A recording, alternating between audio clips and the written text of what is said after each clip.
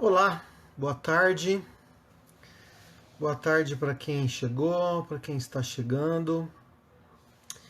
Eu queria conversar um pouquinho com você agora à tarde no seguinte tema: como ler e entender o livro do Gênesis. Mas eu acho que é um tema interessante, um tema que pode ajudar bastante. Eu tenho encontrado pessoas que têm dificuldade de ler a Bíblia, têm dificuldade de entender as escrituras, e então eu vou fazer essa experiência, vou dar alguns subsídios para você poder ler e entender o livro do Gênesis, tá bom? Bom, o livro do Gênesis é o primeiro livro do Pentateuco. O que é o Pentateuco? Como a palavra diz, penta quer dizer 5. Então, o Pentateuco são aqueles chamados 5 livros da lei, que também a gente pode chamar de a Torá. O Pentateuco, ele narra a história do mundo desde a criação até a morte de Moisés. Então, quando você vai ler o livro, quando você vai ler o Pentateuco, você precisa ter essa noção, que são os primeiros 5 livros da Bíblia. Gênesis, Êxodo, Levítico, Números e Deuteronômio. Quando você vai ler esses 5 livros, você precisa ter isso em mente. Ele narra desde a criação até a morte de Moisés. Esses 5 livros, o Pentateuco, eles são chamados de livros de Moisés. Porque Moisés é o personagem dominante. E a mensagem central desses 5 livros é a aliança que Deus faz com o seu povo. E Deus, fazendo uma aliança com o seu povo, ele dá a esse povo uma lei. E o objetivo dessa lei é fazer com que esse povo viva de uma maneira que honre o Criador. Toda a Bíblia tem ensinamentos para a gente aprender a viver de uma maneira que honre o Criador. E o Pentateuco não é diferente. E o Gênesis é o primeiro livro do Pentateuco, portanto, o primeiro livro da Bíblia. A palavra Gênesis significa princípio.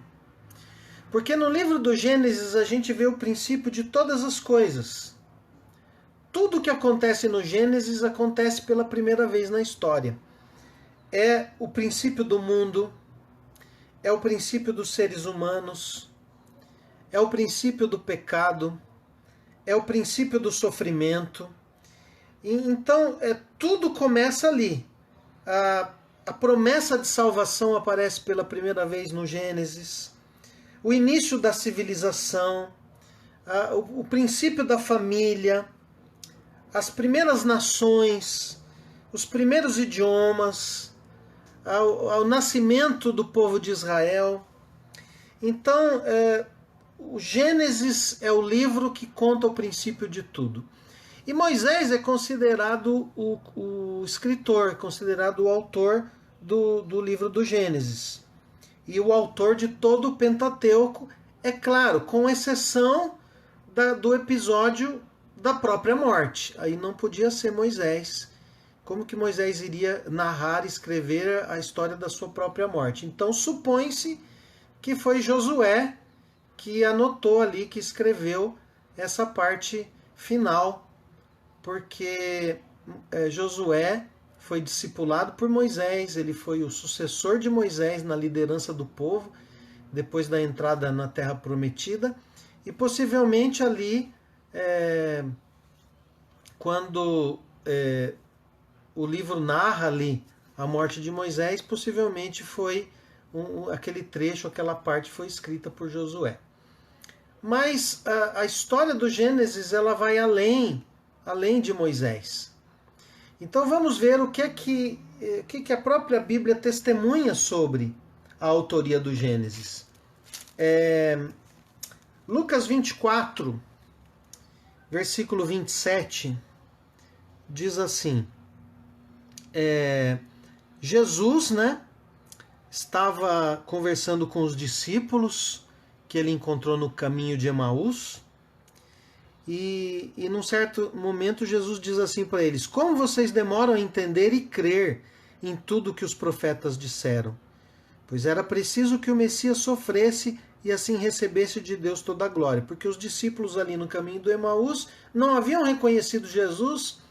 Ao contrário, eles estavam tristes, abatidos, porque eles souberam da crucificação, do sepultamento de Jesus. E Jesus aparece para eles ressurreto. E eles, num primeiro momento, não reconhecem Jesus. Eles estavam tão tristes, tão abatidos, que eles não reconhecem Jesus. Então isso é um perigo quando você se deixa abater pela tristeza, quando você se deixa abater pelas preocupações, pelas decepções da vida. Você pode correr o risco de não reconhecer que Deus está presente na sua vida, que Deus está agindo na sua vida. Mas aí no versículo 27... Jesus, no caso Lucas, narra o que Jesus fez. E ele diz o seguinte: e ele começou a explicar todas as passagens das Escrituras Sagradas que falavam dele, iniciando com os livros de Moisés e os escritos de todos os profetas. Então, fica claro que a autoria de Moisés é reconhecida como autor. E lá no Gênesis, você já vai ver Jesus ali. Se você ler Gênesis com atenção, você vai perceber que Jesus está presente no Gênesis. Aliás, Jesus é o personagem central de toda a Bíblia. Ele, embora não havia nascido ainda no Velho Testamento, como aconteceu em Belém da Judéia, que é narrado pelo Novo Testamento, mas no Antigo Testamento nós vemos que Jesus aparece em várias passagens de uma forma sobrenatural. Você vê ali aquilo que na teologia se chama de teofania, que são manifestações de Deus. E algumas dessas manifestações de Deus, Deus se manifesta na forma humana. E o que é Deus se manifestando na forma humana? É o Senhor Jesus. Então nós vemos que o Senhor Jesus está presente no livro do Gênesis, como ele está presente de alguma maneira, de alguma forma, ele está presente em toda a Bíblia. E aqui o próprio Jesus reconhece a autoria de Moisés nos primeiros livros da Bíblia. Um outro texto que chama a nossa atenção é João 5,46, porque no versículo 39, Jesus está falando assim para aqueles que estão ali ao redor dele. Vocês estudam as Escrituras Sagradas porque pensam que vão encontrar nelas a vida eterna, e são elas mesmas que dão testemunho a meu favor. Ou seja, Jesus diz, vocês acham que a vida eterna está na Escritura? Ele está dizendo, pois a vida eterna está na Escritura mesmo. As Escrituras falam de mim. Então Jesus está nesse contexto. Quando chega no versículo 46, ele fala assim para aqueles que não estão acreditando. Se vocês acreditassem em Moisés, acreditariam também em mim, pois ele escreveu a meu respeito. Então Jesus está dizendo aí que Moisés escreveu a respeito dele. E nós vamos encontrar isso no encorajar você a ler o livro do Gênesis. Quem sabe hoje, depois dessa live, você se senta, pega o livro do Gênesis e começa a ler. E faz uma leitura já entendendo o contexto, entendendo o plano de fundo, entendendo tudo aquilo que implica ali a história do livro do Gênesis. Então nós poderíamos dividir o livro do Gênesis em três partes, onde nós encontramos três temas principais. O primeiro tema do livro do Gênesis nós poderíamos chamar de os primórdios. Ou seja, é a narração de como tudo começou. E a narração dos primórdios, nós poderíamos dizer que vai do capítulo 1 até o capítulo 11. Então vale a pena você ler numa sentada os capítulos 1 a 11 do Gênesis. Porque ali há uma unidade, ele está narrando o começo de todas as coisas. Uma segunda parte do livro do Gênesis seria a história dos patriarcas, que vai do capítulo 12 até o capítulo 38. E a terceira parte do livro do Gênesis, nós poderíamos dizer que é aquilo que se passa no Egito, do capítulo 37 até o capítulo 50. Então, se você dividir o livro nessas três partes, e você ler o livro com a sua mente focalizada no sentido de que cada parte tem um tema específico, uma unidade ali, algo que se une ali para mostrar, para trazer esse ensinamento, você tem um proveito melhor na leitura. E aí você lendo com calma, com atenção, você vai aprender as coisas importantes e talvez vai encontrar dúvidas. E vai ter dúvidas, e as dúvidas são boas. As perguntas são boas, porque o que move o mundo são as perguntas.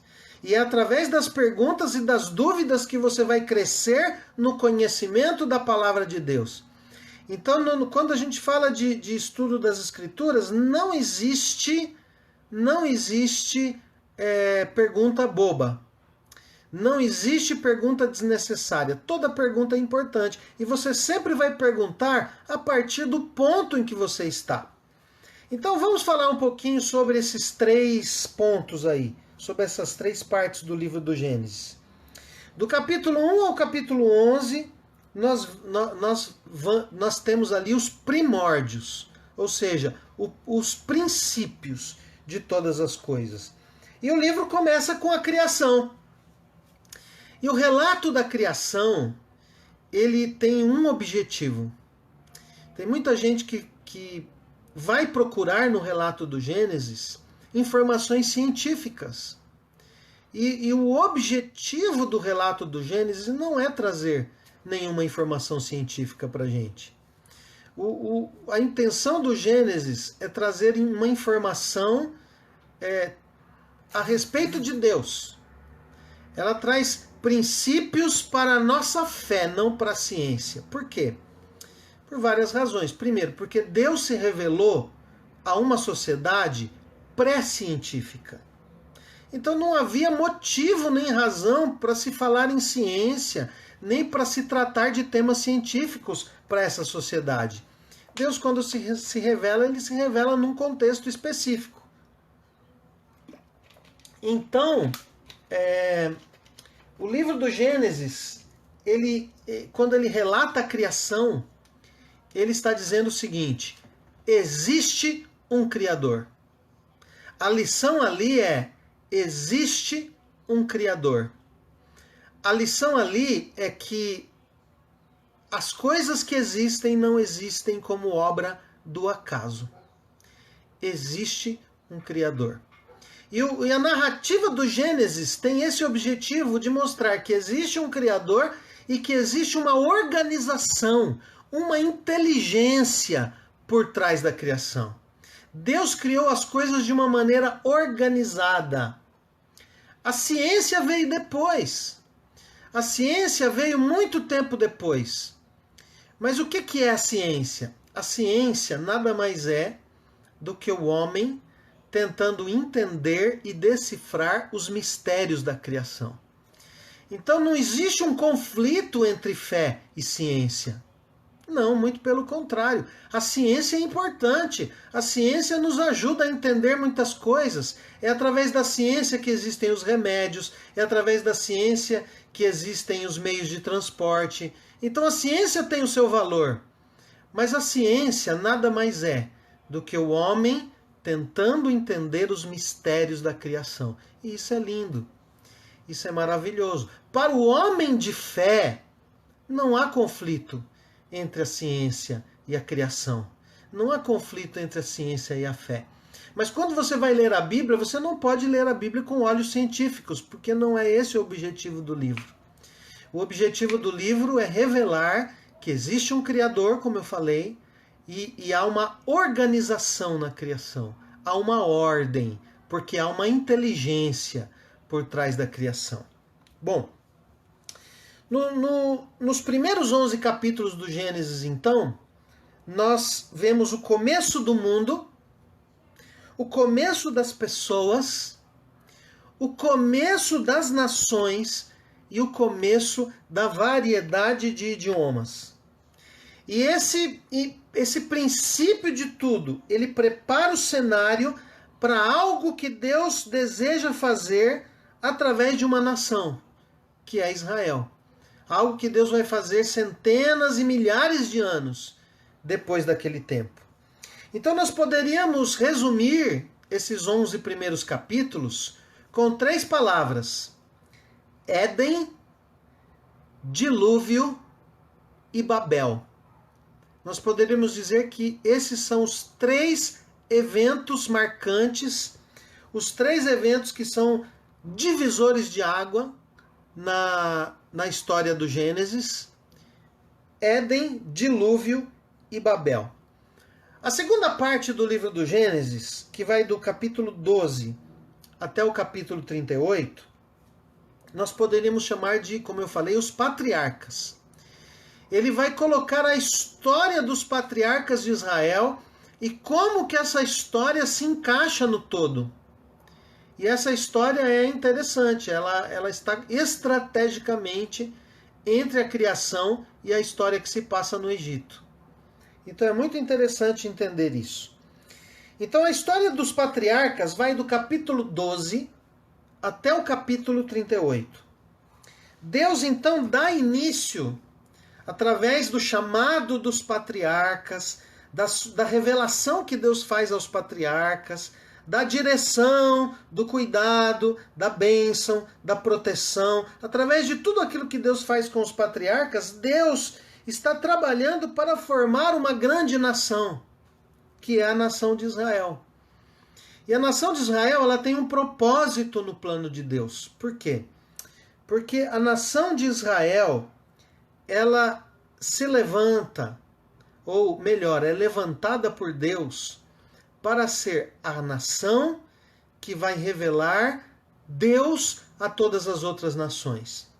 Por quê? Porque lá no princípio do Gênesis, quando o homem pecou, você percebe que a humanidade vai se desviando do Criador.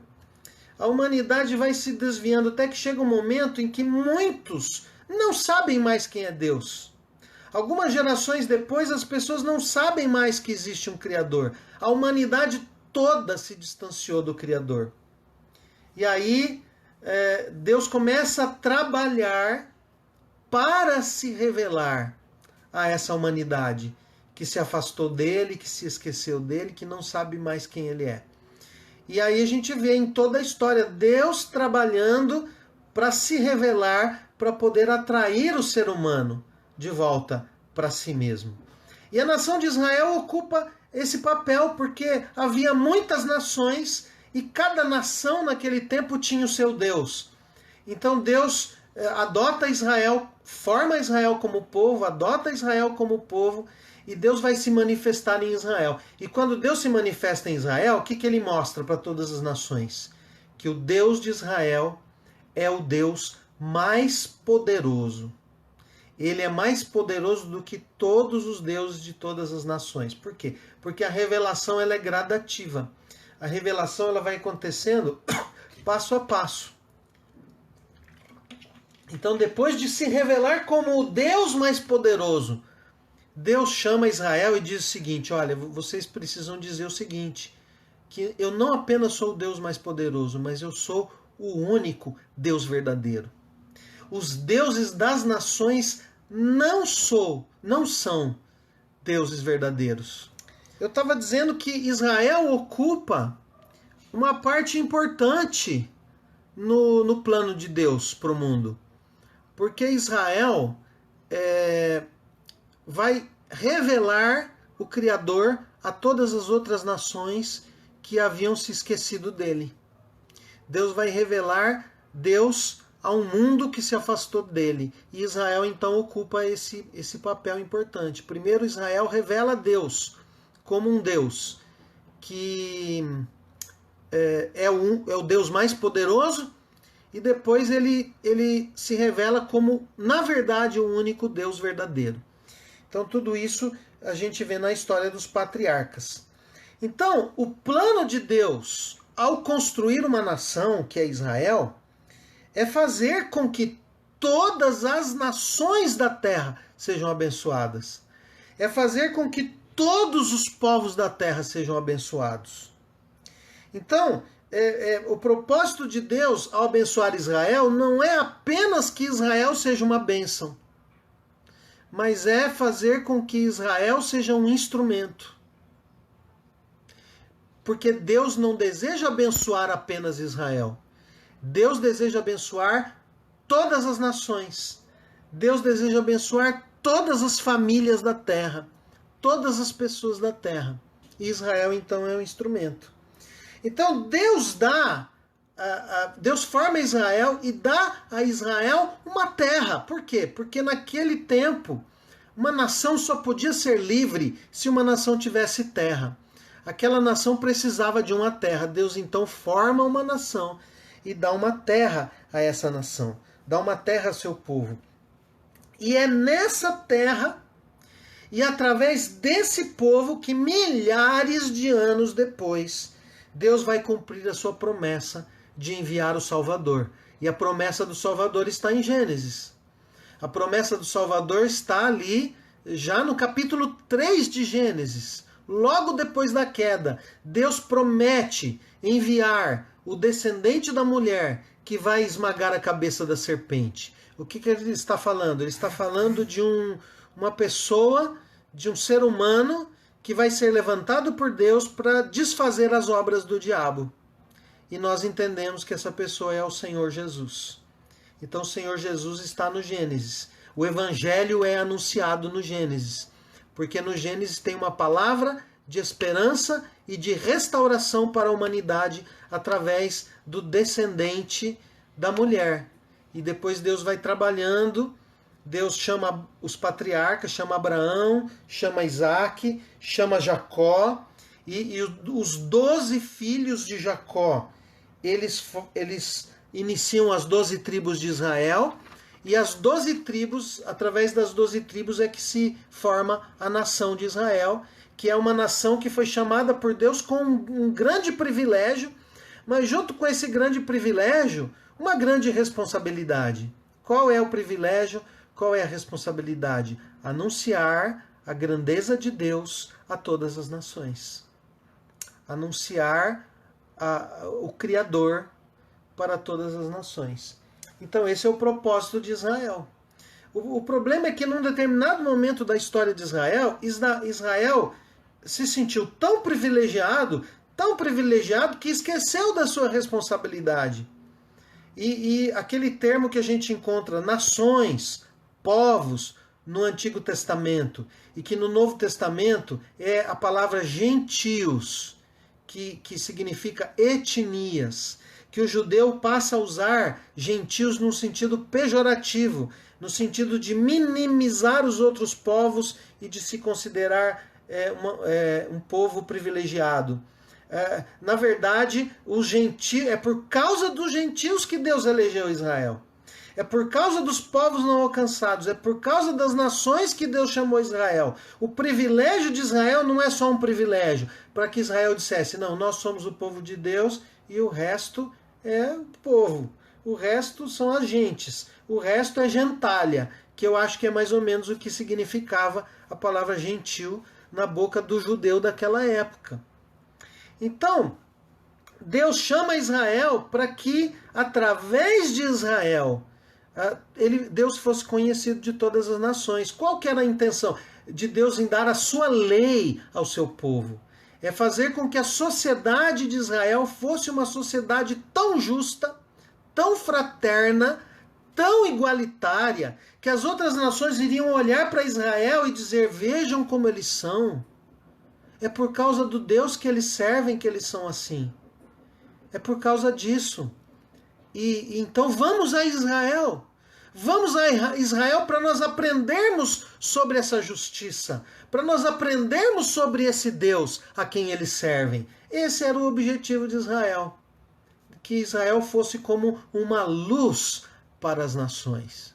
Que Israel vivesse de uma maneira tão linda, que Israel brilhasse. E as nações olhando para Israel, então, fossem atraídas e quisessem conhecer o Deus a quem Israel servia. Só que Israel, nessa jornada, Israel se desviou desse propósito. Israel não foi fiel a esse propósito que Deus deu a Israel. Então é preciso que chegue um determinado momento da história em que Deus vai intervir, em que Deus vai agir para corrigir esse desvio que Israel teve na sua jornada. E a terceira parte do livro do Gênesis é a história que se passa no Egito. E isso vai do capítulo 37 até o capítulo 50. E a gente vai ver que Deus, ali do capítulo 37 ao 50, embora aconteceu muita coisa ali, embora no tempo de José teve aquela grande fome, teve aquela grande falta de alimentos, e aí o José foi ali usado por Deus para salvar tanta gente. Embora a família de Jacó venha habitar no Egito, ainda assim o texto mostra que Deus continua trabalhando para cumprir o seu propósito. Deus continua trabalhando para formar essa nação. Então José, filho de Jacó, é o personagem central dessa narrativa que tem o Egito como centro. Então José vai para o Egito, vendido pelos seus irmãos, ali acontece tanta coisa com José. Ele não deixa de confiar em Deus, mesmo nos tempos de adversidade, mesmo nos tempos difíceis, José não deixa de confiar em Deus. E essa é uma mensagem atual para nós. Imagina, José traído pelos próprios irmãos, vendido como escravo pelos próprios irmãos. Como é que ele se sentiu naquela hora? Os próprios irmãos que deveriam amá-lo ficam com raiva dele. E quando os irmãos o vendem como escravo, os irmãos estão considerando ele um nada. Estão considerando ele como se ele tivesse morrido. E isso é algo muito triste para o coração de José. Eu fico imaginando José na viagem até o Egito, na mão daqueles mercadores. Como que o coração de José estava? Você concorda comigo que foi um tempo de crise, um tempo de dificuldade, um momento difícil para José? E os irmãos foram dizer para o pai dele que ele tinha morrido. É como se ele tivesse morrido. Ninguém iria atrás dele, ninguém iria procurá-lo. Ele estava esquecido em terra estranha. Olha só que interessante. José passou por um momento de crise profunda. Aí ele chega no Egito. Mas o Senhor está com ele. E o Senhor, agindo na vida de José, o Senhor levanta José.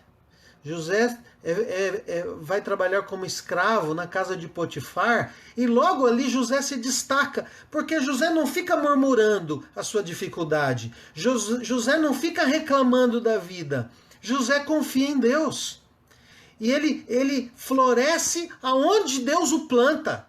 Aonde Deus coloca José, ele é bênção. E ele se torna então o melhor escravo daquele homem. E aquele homem coloca então José como um mordomo, como administrador de todos os seus bens. Aí acontece o seguinte, a mulher de Potifar, que não era uma mulher muito direita, que não era uma mulher muito correta, ela se assanha com José, faz uma armadilha para José, e o resultado dessa história, você vai ler lá, é que José acaba na prisão. O que José faz na prisão? Ele não murmura, ele não reclama da sorte, ele não se entrega. Nós que somos cristãos, nós que temos fé em Deus, não podemos nos entregar na hora do momento difícil. Nós temos um Deus em quem podemos confiar, que pode mudar a nossa sorte, ainda que a gente tenha que enfrentar dificuldades. E José é um cara assim. É um cara que confia no Senhor, ele vai para a prisão, ao invés de ficar reclamando da vida, murmurando, ao invés de ficar com medo, ao invés de ficar desesperado, ao invés de se entregar, não. José se torna o melhor prisioneiro. Percebe? Ele floresce onde Deus o coloca. José floresce em todas as circunstâncias. Para José não tem tempo ruim. O tempo ruim é adubo na vida de José. Ele sempre cresce, ele sempre caminha, ele caminha com Deus, ele busca Deus, ele tem Deus como seu Senhor, e por causa disso Deus sempre está com ele. E José se torna o melhor presidiário. O carcereiro faz o quê? Coloca a chave da prisão na mão de José. E aí acontece aquela história, não vou dar spoiler para quem nunca leu, quem já leu pode ser que tenha esquecido alguns detalhes, mas ali tem o sonho do padeiro e tem o sonho do copeiro, e um deles vai ser morto, o outro deles vai ser restituído ao seu trabalho, e José diz assim para ele: você lembra de mim, fala de mim pro rei. E aquele homem, então, o copeiro do rei, esquece, até que o faraó tem um sonho, e Deus coloca um sonho lá na cabeça do faraó, e nenhum dos magos, nenhum dos mágicos lá do Egito consegue interpretar aquele sonho. Aí o copeiro fala: olha, faraó, lá na cadeia teve um camarada que interpretou o meu sonho, e no meu sonho falou que eu ia voltar a te servir, e eu estou aqui. O faraó manda chamar José. E José, da prisão, ele vai se tornar o número 2, o imediato, o segundo em comando de toda uma nação que nesse tempo era a maior potência mundial, o Egito. Então veja, aonde Deus coloca José, José floresce. José floresce nos piores lugares. José floresce nos lugares mais difíceis. José floresce nos momentos em que qualquer um iria desanimar. No momento de crise, no momento que ele tinha tudo para ficar abatido. Não, ele anda com Deus, e quem anda com Deus não se abate. Quem anda com Deus pode se abater, mas depois se levanta. E o Senhor então restaura a vida de José, e José, cada vez que ele cai, Deus o coloca numa posição mais alta. Então nós vemos isso no Egito. E Deus então vai transformar a família de Jacó que vai para o Egito. E é muito, para mim, assim, o ponto alto, o ápice da história de José é quando ele reúne os irmãos depois da morte de Jacó. Os seus irmãos ali com medo que José fosse aproveitar a morte do pai para se vingar. E José chora. José chora, José os abraça, e José diz para eles: Deus transformou o mal em bem. Vocês não precisam ficar com medo. Eu não sou Deus. Mas o mal que vocês fizeram para mim, Deus transformou em bem para se salvar tanta gente. Então a gente vê ali que José foi um instrumento de Deus nessa história que Deus está arquitetando. Então, nesse período do Egito, então, Deus vai transformar a família de Jacó numa grande nação. E aí no livro do Êxodo, a gente vai ver como isso acontece. Mas eu queria destacar alguns temas, algumas mensagens que nós encontramos no livro do Gênesis. Primeiro, acho que a primeira coisa que a gente repara quando a gente está lendo o livro do Gênesis é que Deus é o Criador.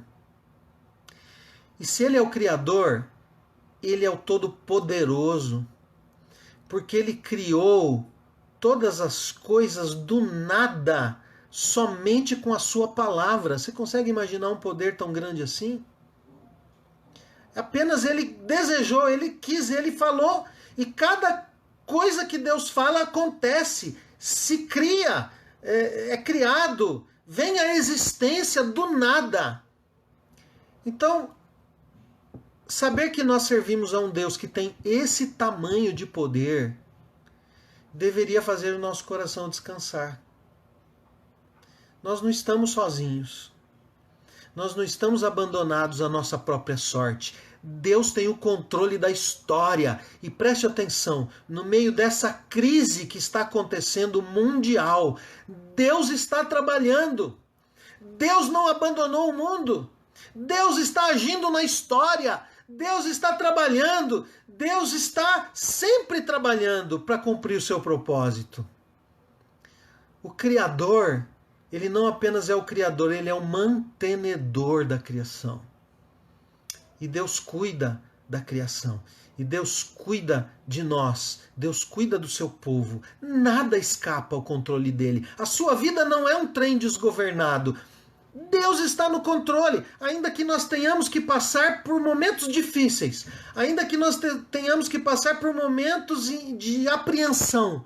Ainda que tenhamos que passar por momentos de dificuldade. O Senhor está no controle. O trono não está vazio.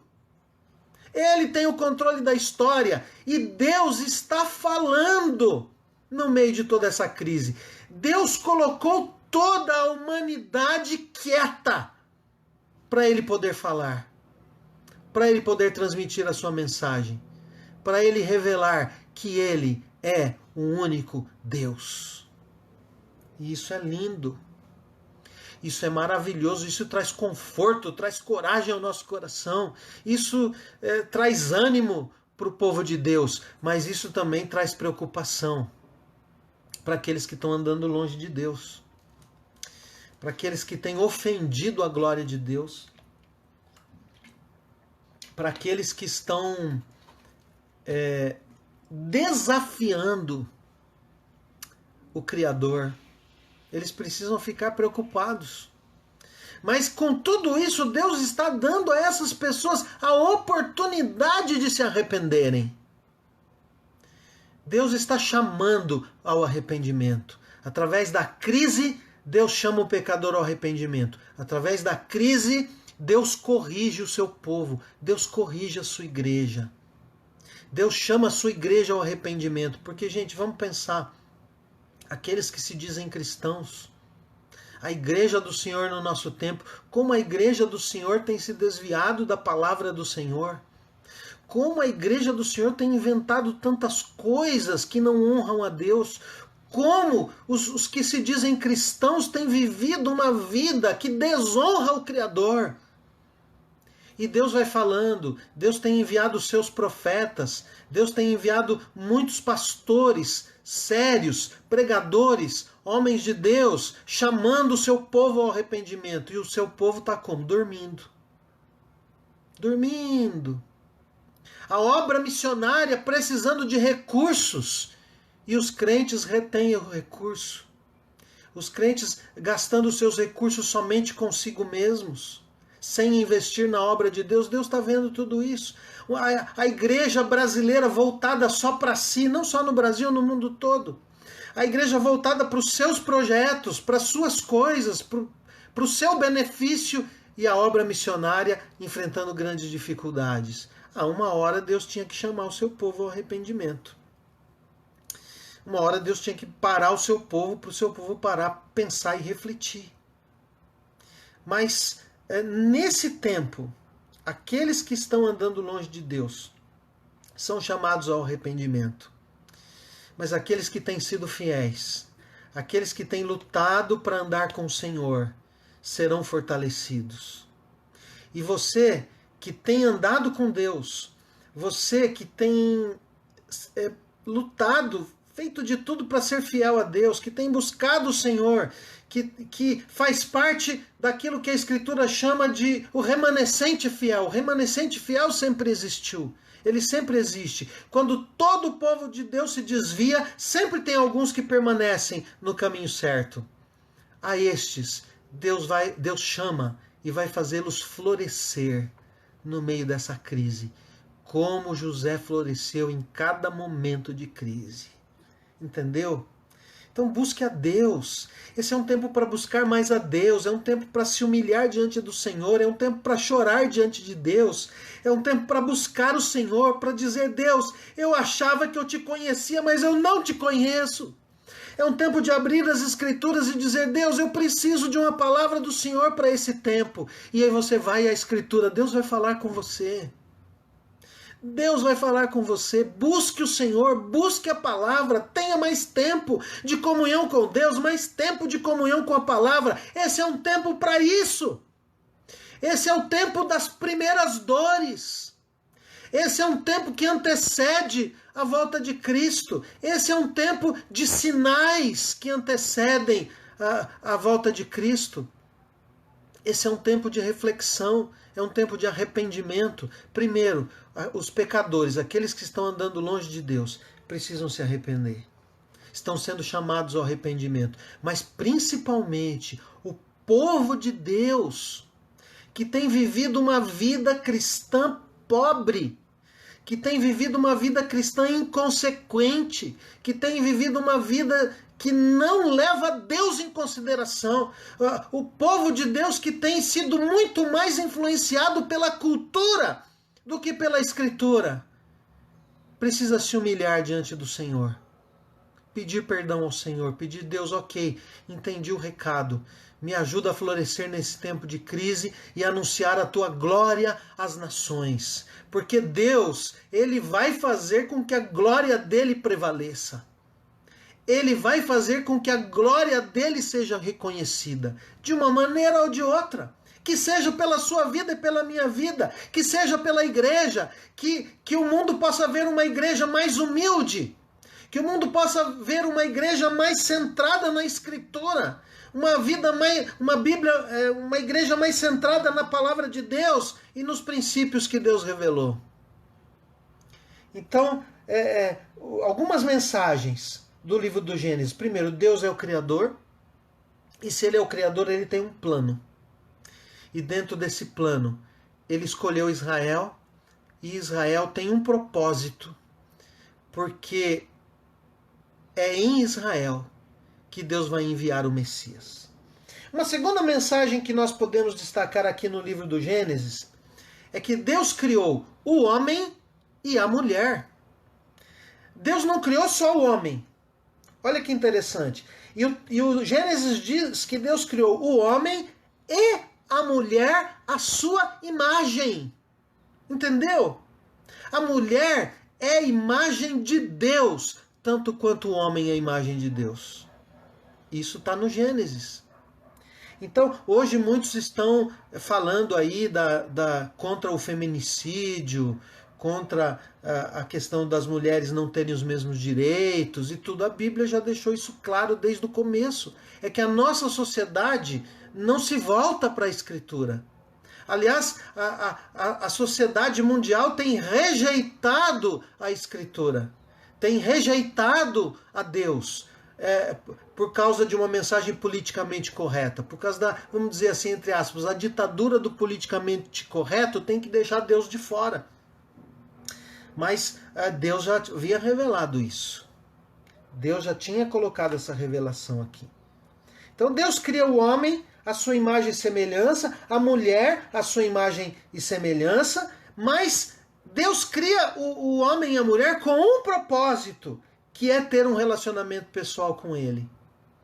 Deus cria o homem e a mulher com um propósito, que o homem e a mulher tenham comunhão com Ele. Por isso, quando Deus coloca o homem e a mulher lá no jardim, todas as tardes Deus vem ao jardim. Para quê? Para ter comunhão. Deus deseja ter comunhão com a sua criatura. Deus deseja ter comunhão com você. O chamado de Deus para a sua vida é para que você busque comunhão com Ele. Nós vivemos um tempo em que os cristãos não conhecem a comunhão com o Senhor. Os cristãos não conseguem orar mais do que 30 segundos. Os cristãos não conseguem ler mais do que um versículo na semana. Meus irmãos, isso precisa mudar. Nós, como igreja, precisamos nos arrepender. E precisamos entender que o propósito da nossa vida é ter comunhão com o Criador. Mas o Gênesis também mostra que o homem é colocado com uma responsabilidade de trabalhar para cuidar da criação. E o que o homem fez quando o homem se afastou de Deus? O homem começou a destruir a natureza, começou a prejudicar a criação. E todos nós sabemos de quantas dificuldades, de quantos problemas nós temos como resultado disso. Mas o ser humano foi criado com o objetivo, primeiro, de glorificar a Deus, de ter comunhão com o Criador. Em segundo lugar, cuidar da criação.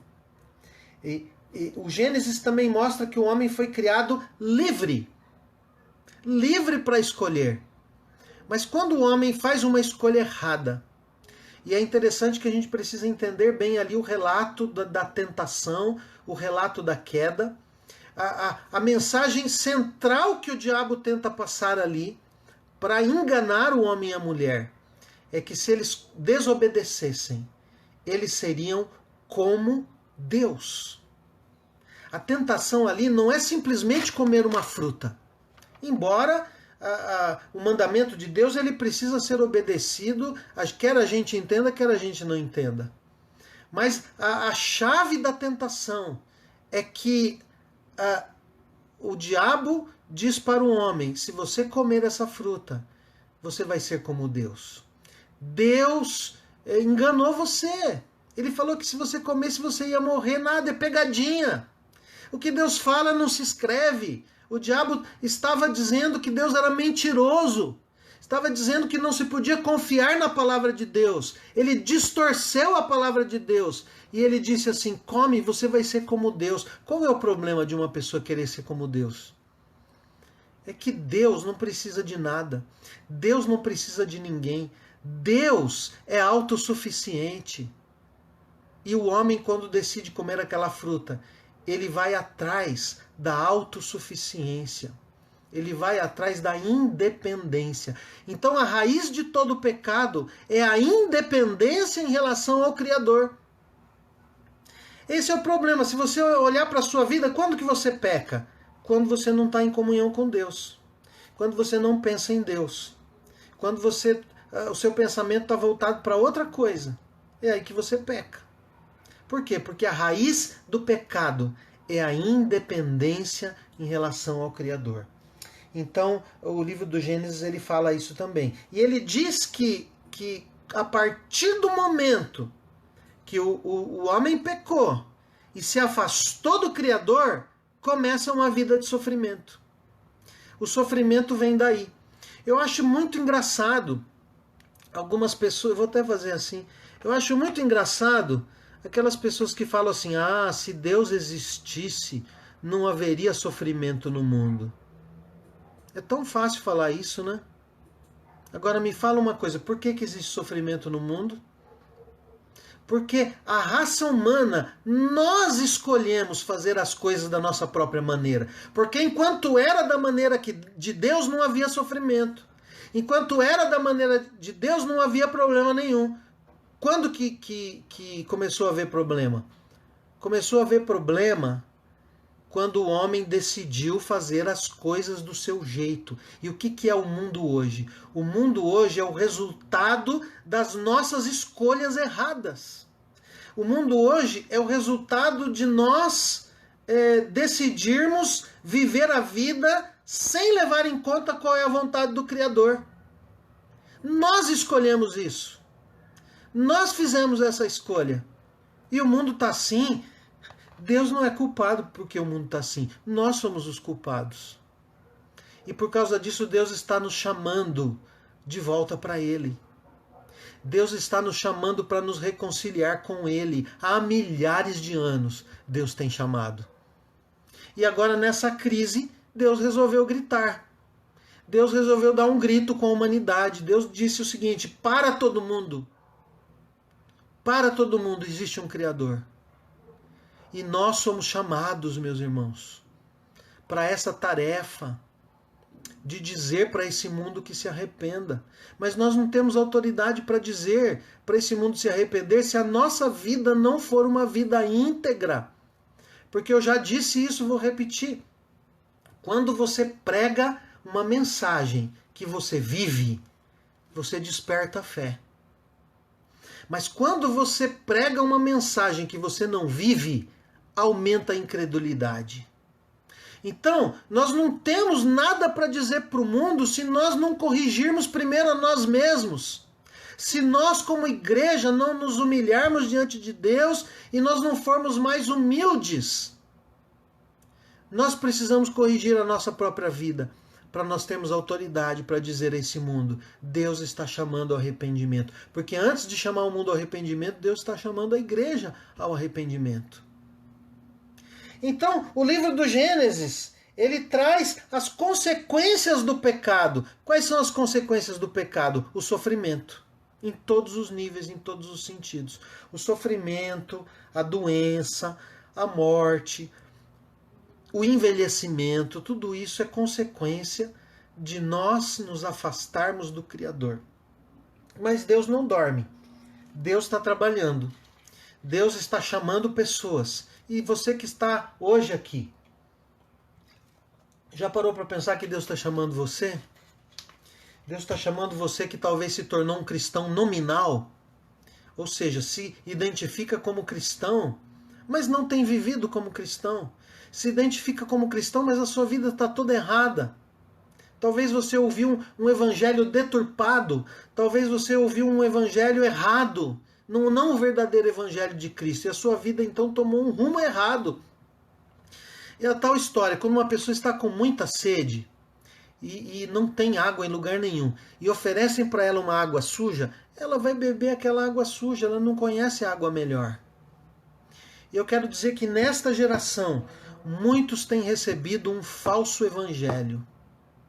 Mas eu quero dizer para você, existe um evangelho verdadeiro.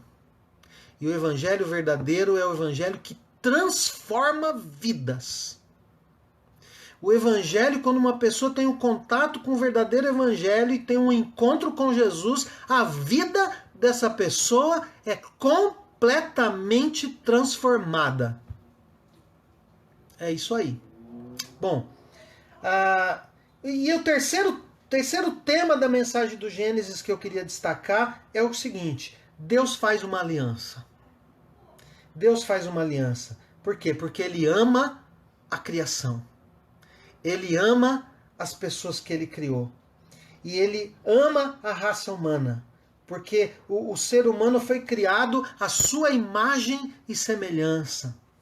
Para que Deus pudesse ter alguém com quem Ele pudesse conversar, entre muitas aspas, tá? De igual para igual, porque nós nunca vamos ser iguais a Deus.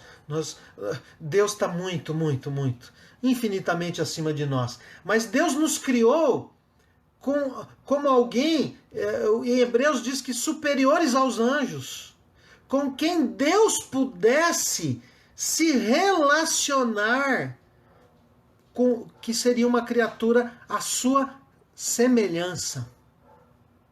E isso é muita coisa.